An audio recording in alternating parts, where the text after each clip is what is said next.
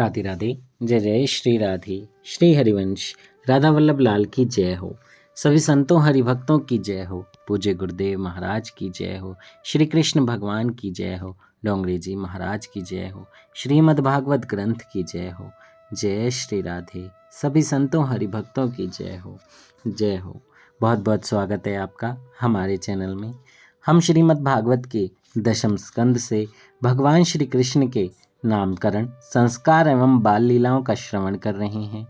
और हमने परसों श्रवण किया था कि कैसे कन्हैया ने गोपी की मटकी पर पत्थर मारा और मटकी चूर चूर हो गई।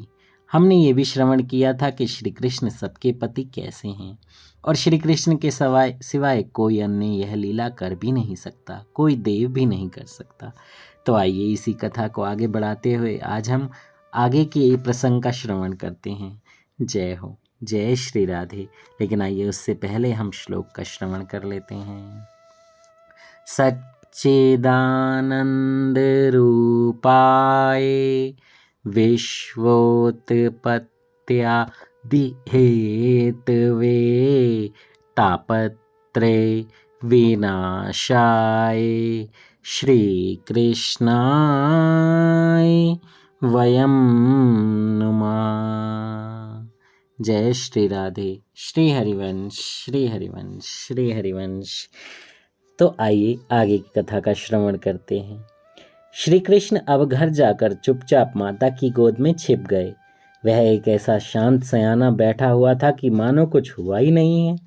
उस गोपी ने यशोदा के पास आकर कन्हैया की शिकायत करी। बोली, माता जी, तुम लाला को मुंह लगा रही हो, किंतु वह बड़ा शरारती हो गया है। इसने मेरी गगड़ी फोड़ दी, मेरे कपड़े बिगाड़ दिए। लाला कहने लगा, मैया, मुझे इससे बड़ा डर लगता है। इसके चले जाने के बाद मैं तुम्हें सारी बात बताऊंगा। कन्हैया मैया से कहने लगा, जय हो। बहुत बहुत प्यारा श्रवण है, बहुत आनंद आएगा, बहुत ध्यान से सुनना है। जय हो।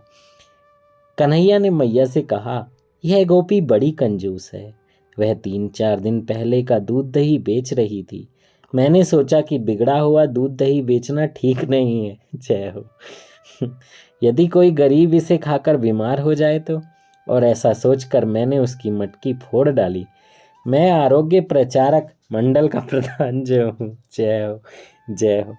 जय हो। कितने प्यारे हैं हमारे कन्हैया। यशोदा जी गोपी को लताड़ने लगी। अरे गोपी, बिगड़ा हुआ दूध दही क्यों बेचती है रे तू? कन्हैया हंसने लगा और गोपी भी। कन्हैया बोलने में बड़ा चतुर है। कन्हैया मटकी फोड़ता है तो फिर प्यारा भी लगता है। वह राह में चलती हुई किसी भी गोपी की मटकी को फोड़ सकता है। क्या ऐसा कोई अन्य देव है जो रास्ते पर चलती हुई किसी नारी को छेड़ सके? और सब तो डरते हैं, यदि किसी नारी को हाथ भी लग जाए तो थप्पड़ खाना पड़ेगा। हमारी पूजा कोई नहीं करेगा। श्री कृष्ण की लीला माधुरी दिव्य है, उनका अनुकरण कोई और देव नहीं कर सकता। श्री कृष्ण सा आचरण भी कोई नहीं कर सकता। भगवान नारायण हाथ में शंख रखते हैं। शंख फूंकने वाला देव श्रेष्ठ है या बांसुरी बजाने वाला? अन्य देव तो हाथ में शास्त्रास्त्र लिए हुए हैं। किसी के हाथ में सुदर्शन है तो किसी के हाथ में धनुष बाण, किसी के हाथ में त्रिशूल है। मानो इन सब को संसार का डर है। कन्हैया हाथों में कोई शस्त्र नहीं रखता। लाला के हाथ में एक बांसुरी है बस, और दूसरे में मिश्री। शस्त्रधारी देव श्रेष्ठ हैं या कन्हैया? हम तो कन्हैया को ही श्रेष्ठ कहेंगे। जय हो। हमारा कन्हैया सबसे श्रेष्ठ है। हाँ, सारे देव, सब देव पूजनीय हैं, कोई देव कम नहीं है। लेकिन उन देवों के भी जो देव हैं वो हमारे श्री कृष्ण हैं। जय हो। लाला रोज बांसुरी बजाता है। लाला की बांसुरी जिसने भी सुनी हो संसार के प्रति उदास हो जाता है। बांसुरी की धुन को सुनते ही राधे कृष्ण कहने लगता है। श्री कृष्ण की वेणु माधुरी दिव्य है। गोपी कहती है, मुरली बजाए मेरो मन हर लीन हो। एक गोपी प्रेम भरा उल्हाना देती है। मुरहर रंधन समय माँ कुरु मुरली रवम मधुरम। हे मुरारे, भोजन बनाते समय कृपया करके बांसुरी की तान मत छेड़ो। तुम्हारी मुरली की धुन सुनकर चूल्हे में रखी सूखी लकड़ियां रसमयी होकर रस बहाने लगती हैं। सो अग्नि बुझ जाती है, और अग्नि बुझने से मैं रसोई कैसे बना सकूंगी। लाला की वंशी की धुन जिसके भी कानों में जाती है वह उनका सेवक बन जाता है।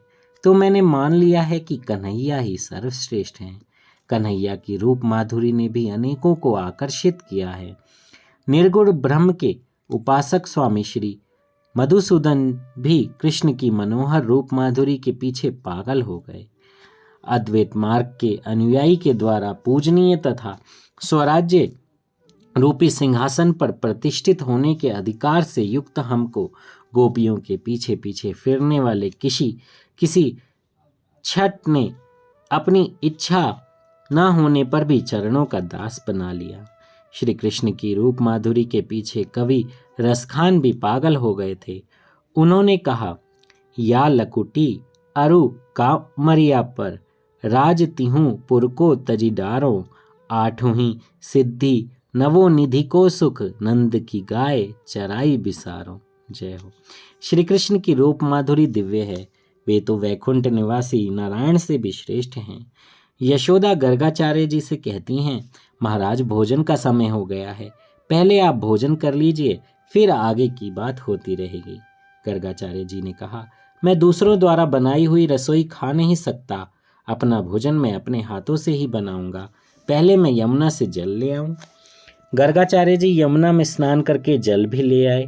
उनके इष्ट देव थे चतुर्भुज द्वारिकानाथ। गर्गाचार्य जी ने अपने ठाकुर जी के लिए खीर बनानी चाहिए। भगवान को खीर भोग लगाऊंगा, फिर प्रसाद लूंगा।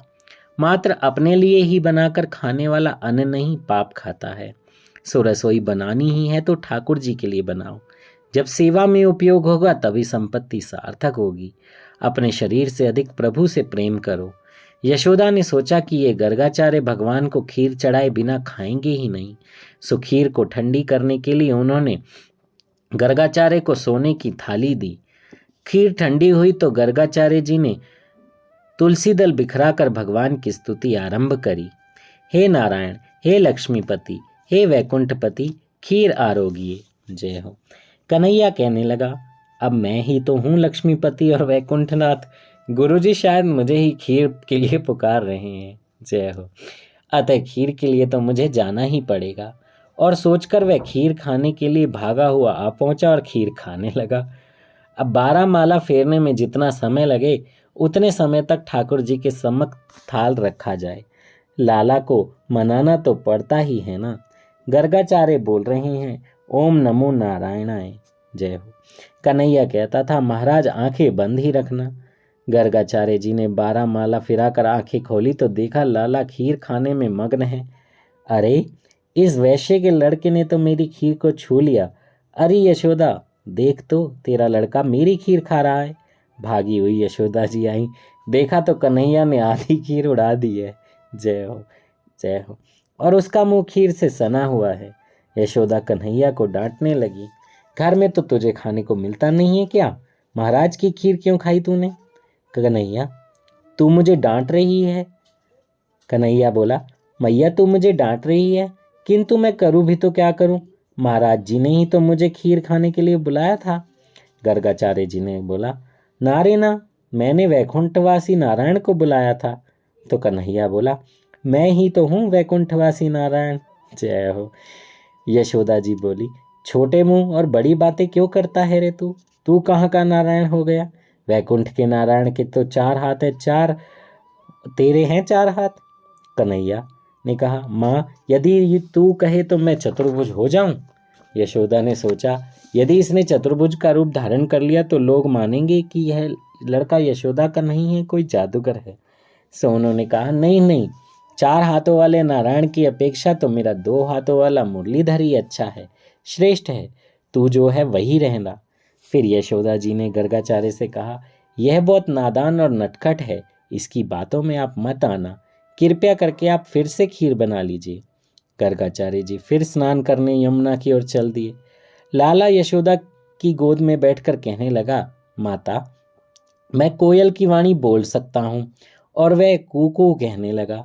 सभी को बड़ा आनंद हुआ। कन्हैया जब आंगन में खेलता है तो उसे देखकर मोर भी आनंद से नाचने लगते हैं। कन्हैया माता से कहता है, मैं मोर की भांति नाच भी सकता हूँ। और वह ठुमक ठुमक कर नाचने लगता है। जय हो। कितनी प्यारी लीलाएं होंगी ना। आंखें बंद करके थोड़ा थोड़ा सोचिए, सुनते सुनते कितना आनंद आ रहा होगा। जय हो। यशोदा बोली, बेटा तूने ये नाचना किससे सीखा है? कन्हैया बोला, माँ मैं तो तेरे पेट से ही सीख कर आया हूँ। उस मोर के पीछे जो है वह कौन है? माता बोली, वह मोरनी है। तू जानता है कि मोरनी किसे कहते हैं? मोरनी तो है मोर की बहू। कन्हैया बोला, माँ फिर मेरी बहू कहाँ है? जय हो, जय हो। कन्हैया अपनी अद्भुत बाल लीला से सभी को आनंद दे रहा है। जय हो। गर्गाचार्य ने फिर खीर बनाई। लाला ने परिहास करने की सोची। वह माता की गोद में सो गया। यशोदा जी ने सोचा, चलो अच्छा ही हुआ लाला सो गया, अतः महाराज शांतिपूर्वक भोजन कर सकेंगे। गर्गाचार्य जी ने खीर पर तुलसी दल बिखेरा और फिर प्रार्थना करने लगे, हे गोविंद, हे नाथ, हे नारायण, हे लक्ष्मीपति, मैं आपका सेवक हूँ। आप शीघ्र ही पधारिए और मेरी खीर का प्राशन कीजिए। कन्हैया ने यह सुना तो वहां जाने के लिए अधीर हो गया। उसने योग माया को यशोदा की आंखों में जा बस जाने की आज्ञा दी। यशोदा की आंखें नींद से भरी नहीं कि कन्हैया दौड़ता हुआ फिर गर्गाचार्य जी के पास आकर खीर खाने लगा। गर्गाचार्य जी ने देखा, अरे यह वैश्य बालक ने तो मेरी खीर इस बार भी झूठी कर दी। कन्हैया ने सोचा, बेचारे इस ब्राह्मण को कब तक भरमाता रहूं। उन्होंने अपना चतुर्भुज स्वरूप प्रकट किया। महाराज, आप जिस नारायण की आराधना कर रहे हैं वह मैं ही हूँ और गोकुल में कन्हैया का रूप लेकर अवतरित हुआ हूँ। आपकी तपश्चर्या सफल हुई। जय हो, जय हो। कितना आनंदमय दृश्य होगा ना। जय हो। गर्गाचार्य जी ने सानंद दर्शन किया और स्तब्ध से हो गए।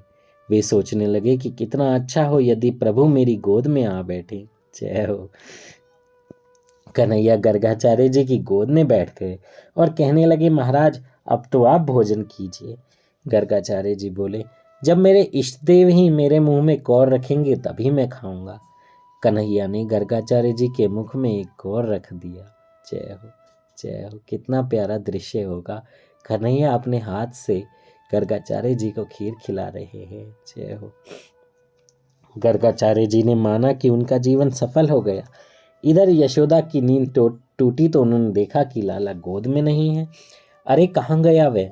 उन्होंने देखा कि कन्हैया तो गर्गाचार्य जी की गोद में बैठा हुआ है। गर्गाचार्य जी बोले, यशोदा तूने बड़ा पुण्य किया है। मेरे नारायण ही तो तेरे घर में पुत्र रूप में पधारे हैं। लाला ने सोचा कि गर्गाचार्य जी ने तो भांडा फोड़ दिया। यशोदा का भाव तो वात्सल्य भाव है। वात्सल्य भाव ऐश्वर्य विरोधी है। कन्हैया ने सोचा कि गर्गाचार्य की बात यदि यशोदा के मन में जम गई तो वह मुझे लाड प्यार नहीं करेंगी। मैं तो प्रेम दान करने और प्रेम रस का पान करने हेतु ही गोकुल में आया हूँ। उन्होंने माया को आज्ञा दी, माता को मेरे वास्तविक स्वरूप का ज्ञान न होने पाए। यशोदा को भुलावे में रखने के लिए कृष्ण ने माया का आवरण ओढ़ लिया। जय।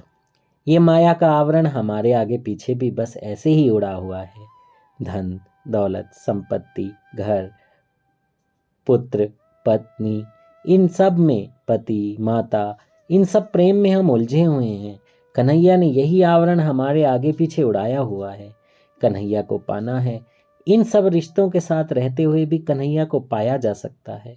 ऐसा नहीं है कि जंगल में ही जाना है इसके लिए। नहीं नहीं, अपने मन में कन्हैया को बसाइए। कन्हैया के प्रति ऐसा प्रेम बसाइए कि बस वही है, हर किसी में वो है। मेरे पुत्र में भी वो है, मेरी पत्नी में भी वो है, मेरे माता पिता में भी वो है, सब में वही है। उन्हीं को सर्वप्रथम रखिए। फिर देखिए कितनी जल्दी ये माया का आवरण कृष्ण ही हटा देंगे, क्योंकि उन्हें पता चल जाएगा कि मेरा भक्त अब बस मेरा हो गया है। उसे हर किसी में मैं ही दिख रहा हूँ। हाँ, माया का आवरण बहुत बहुत बहुत बहुत ज़्यादा स्ट्रांग बोल सकते हैं कि इतना ज़्यादा स्ट्रांग है कि हम उससे बाहर निकल पाने में असमर्थ होते हैं। लेकिन जब हम नाम जप करने लगेंगे, हम कृष्ण कृष्ण, राधा राधा, राधा वल्लभ श्री हरिवंश, ये सब नाम जप करने लगेंगे तो हम इन आवरणों से बाहर आ सकते हैं, इन माया के आवरणों से, क्योंकि प्रभु बहुत कृपालु हैं।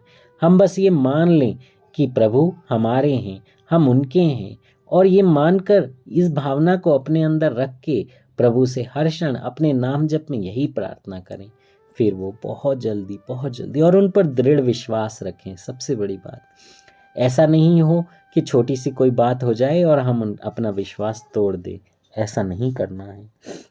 आदि माया तो राधिका जी का ही स्वरूप है, वह कृष्ण को मोह उत्पन्न करती है। वैष्णव मत अनुसार माया के 3 स्वरूप हैं, स्वमोहिका, स्वजन मोहिका यानी जो ऐश्वर्य का ज्ञान ना होने देने के लिए, और विमुख जन मोहिका जो हम सबको फंसाती है और ईश्वर के स्वरूप को भुला देती है, वही विमुख जन मोहिका का माया है। जय हो। यही बात हम कर रहे थे। हमें विमुख जन मोहिका ने ही घेरा हुआ है, क्योंकि पुत्र, पत्नी, ये सारी चीज़ें, धन दौलत संपत्ति, घर बार, माता पिता, प्रेम, ये सब वही माया है कि हमें भगवान से विमुख करने के लिए ही इस माया का आवरण है। बस हमें ज़्यादा से ज़्यादा नाम जप करते हुए उनका श्रवण करना है, उनके साथ रहना है। प्रभु का श्रवण करेंगे तो हमें बहुत आनंद आएगा। जय हो। जय श्री राधे। श्री हरिवंश। राधा वल्लभ लाल की जय हो। सभी संतों हरिभक्तों की जय हो। इससे आगे की कथा हम कल श्रवण करेंगे। अभी बहुत बहुत प्यारे प्रसंग आने हैं। अब माखन चोरी लीला का वर्णन जो है वो हम कल श्रवण करेंगे। जय श्री राधे। श्री हरिवंश। मुझसे बोलने में कोई त्रुटि हो गई हो तो क्षमा कर दीजिएगा। बहुत बहुत आनंद आ रहा है, बहुत आनंद। जय हो। जय श्री राधे। जय श्री हरिवंश। नाम जप करते रहिए, ठाकुर जी से प्रेम भाव रखिए और सेवा में मग्न रहिए। जय श्री राधे।